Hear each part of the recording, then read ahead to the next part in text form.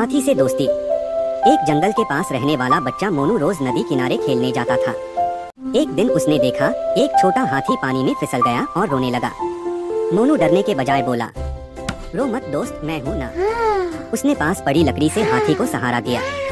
हाथी बाहर आया और खुशी से अपनी सूंड हिलाने लगा। उस दिन से दोनों दोस्त बन गए।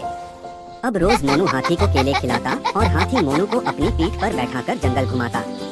गांव वाले हैरान, इतना बड़ा हाथी और इतना छोटा दोस्त। एक दिन हाथी ने शरारत में मोनू पर पानी छिड़क दिया।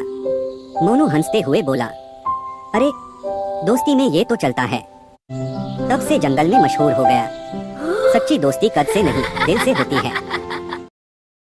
बूढ़ी दादी और आखिरी रोटी। गांव के एक कोने में बूढ़ी दादी माँ अकेली रहती थी। बेटा शहर कमाने गया था, बरसों से कोई खबर नहीं। झुर्रियों भरे हाथ, कमजोर आंखें, लेकिन इंतजार आज भी जिंदा था। हर दिन दादी चूल्हे पर 2 रोटियां बनाती, एक अपने लिए और एक बेटे के लिए। पड़ोसन बोली, दादी बेटा तो आएगा नहीं, फिर क्यों बनाती हो? दादी की आंखें भर आईं।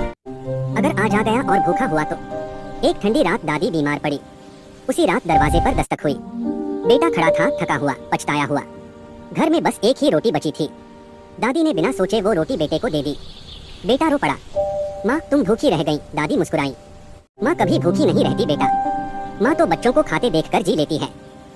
सुबह सूरज उगा, लेकिन दादी नहीं उठी। बेटे की गोद में माँ का सिर था और आंखों में जिंदगी भर का पछता। एक छोटे से गांव में 2 बहुएं रहती थीं, जेठानी राधा और देवरानी मीना। लोग कहते थे कि देवरानी जेठानी कभी नहीं बनती, पर इन दोनों ने यह कहावत झूठी साबित कर दी। राधा जेठानी शांत और समझदार थी, जबकि मीना चंचल और हंसमुख।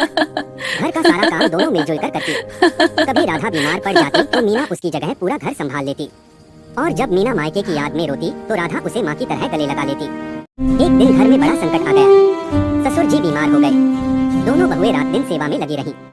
न दिन देखा न रात। तब पूरे गांव ने देखा कि सच्चा रिश्ता लड़ाई से नहीं, प्यार और साथ से बनता है। ससुर जी ठीक हुए तो बोले, अगर हर घर में ऐसी देवरानी जेठानी हो तो घर स्वर्ग बन जाए। दोनों झाड़ू लगाते हुए और गाना गाते हुए।